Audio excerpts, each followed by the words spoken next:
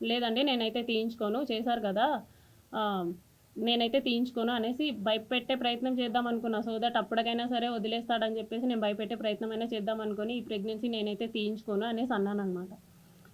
ఒక 2 డేస్ అలాగే అడిగారు బాగా.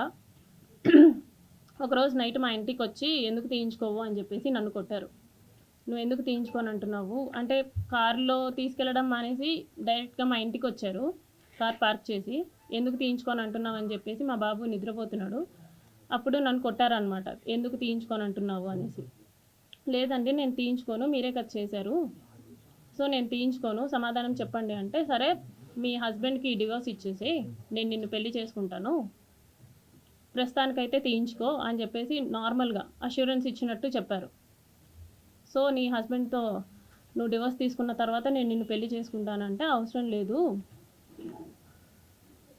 అని చెప్పేసి నేను ఫర్ ద ఫస్ట్ టైం నేను అబార్ట్ చేయించుకున్నాను. అది కూడా అతనే ట్యాబ్లెట్స్ తీసుకొని వచ్చారు.